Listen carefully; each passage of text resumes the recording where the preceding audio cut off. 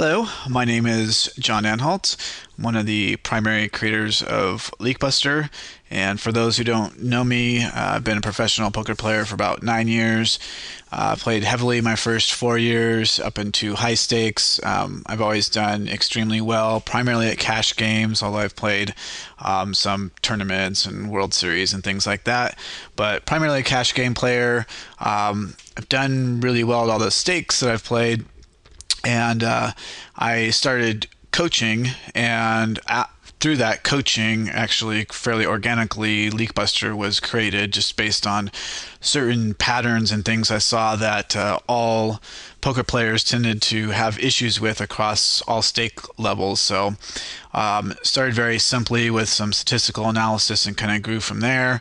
And out of that came this HUD, which is now turned into the Hitman HUD. You don't have to have or own LeakBuster to use this. In this video, I'm going to go into some extensive techniques that I use, that I've used throughout my professional career, where I've won anywhere up into 10, 20, no limit. I play a lot of mid stakes and things like that today. I don't play quite as seriously since I live in the United States, and I'm honestly not comfortable keeping a ton of money online. But that aside, I'm going to inundate you with a ton of really good information, stuff you have not heard anywhere else, and I'm going to try and simplify kind of the HUD process. And I came up with this just because I know there's a ton of new HUDs and different things that are out there nowadays, and I've seen this even coaching recently. There's just like this wall of text, and I'm kind of trying to probe the student and find out like what does all this mean, and most of it they have no idea and they don't really know how to use it. So I'm going to try and simplify that process, and that doesn't mean you can't add on to this, or grow or add things that you feel like are really relevant, but this is going to be the core of what I feel like you need. And I'm going to go into a ton of different player types, kind of how to use these core stats to create player profiles so you can make quick and accurate reads and kind of know how to react in a lot of situations. I'm going to go into a ton of examples. I've broken out a lot of hands from students and other things recently that will help give a lot of specifics, common spots that you're going to see. So without further ado, we'll dive in here. So what ideally should your poker HUD add to your game? So you want something that's going to give you simple, clear, easy to read stats. They're color coded. They're applicable to the games that you are currently playing in. You don't want it to be this wall of stats. You don't want something that's going to just inundate you with information and give you information overload. I mean, I can't tell you how many students I've coached that will just have like 30 stats on their screen with all these badges and all this stuff, and I ask them what they are. Most of it they have no clue. That's not going to help you player profile and make the kinds of reads that you need to. You want it to be something that is a lot of stats that'll normalize in smaller samples, especially if you're playing micro and small stakes. You're going to have a lot of people that maybe you only have 40 hands or 100 hands or something. You need stats that'll come together that don't need really large samples so you can make accurate reads and make the correct play. I can't also, undersell you on the fact that I've seen a ton of people in on forums, and I'm sure you've seen this too if you've looked around, and I've coached people that are putting up stats and information of something that just needs way more stats to normalize or really be applicable. I mean, I've have a student have like 1,000 hands on someone, and he says this person is check raising the turn 50% of the time. That's too much to have a big range. And it's like, what's the sample? 1 out of 2 hands. Well, yeah, that's not really going to help you. That's just going to help you maybe make the wrong decision. So we want to avoid that. We want to get some stats that you can easily bring together to make a profile for someone.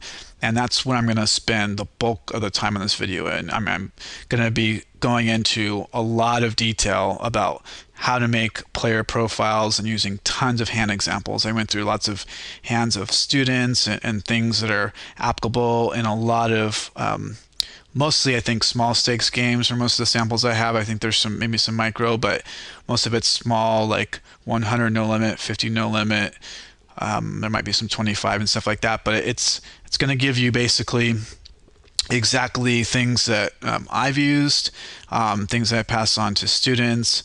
A really good way to put together reads on players quickly, and so you can make sure that you're exploiting them properly. That's really the key. You make good, quick reads, and you exploit your opponents quicker than they can exploit you. That's the key to how you win so much. I would say that's a key to why I've been so successful in the games that I played, and I'm going to try and pass as much as that of that information that I can onto you. I'm going to go into overview of why I've used which stats in the Leak Buster Hitman HUD. So the first top line here, we have VPIP, and that's in a slightly bigger font size, so it just pops out for you a little bit. We have pre-flop raise and post-flop aggression percent. So these are obviously pretty straightforward and don't really need to explain why. Post-flop aggression percent, I'd like to expand on a little bit. I don't use any other aggression numbers, and there's basically two post-flop aggression overall numbers. So there's aggression factor and there's aggression percent.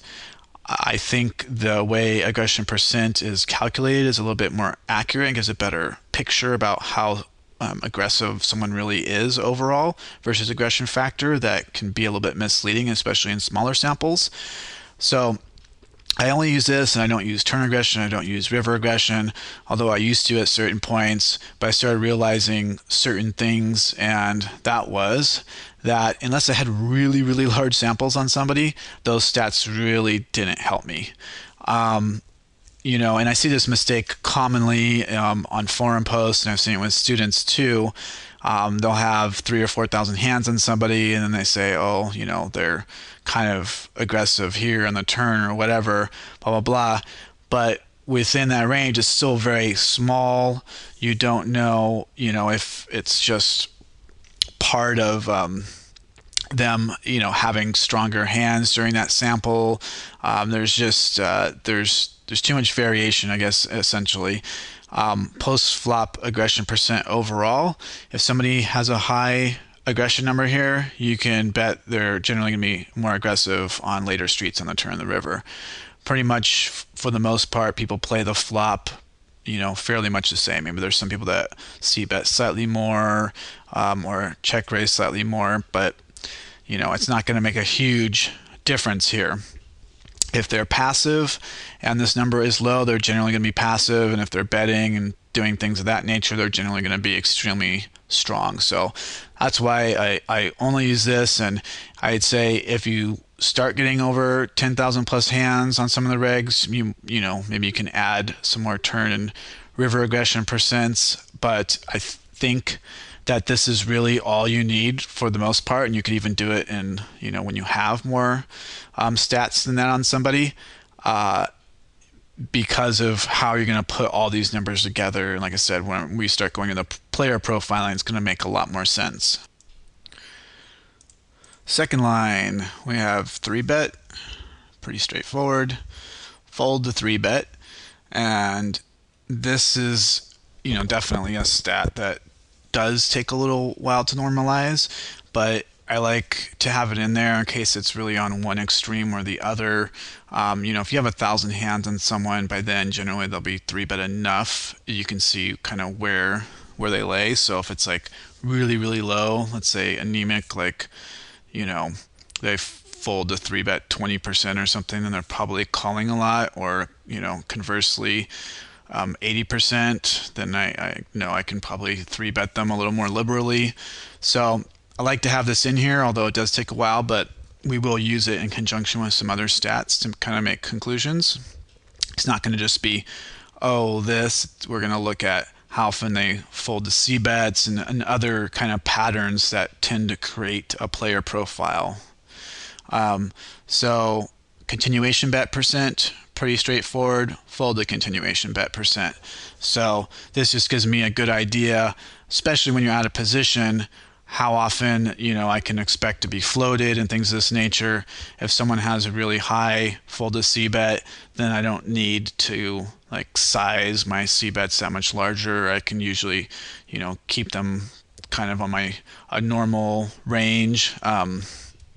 Out of position, because in general usually I see bet a little bit more out of position, percentage of the pot wise versus in position, and so this will kind of give you an idea. And usually within a few hundred hands or even less, you can kind of get an idea what's happening here.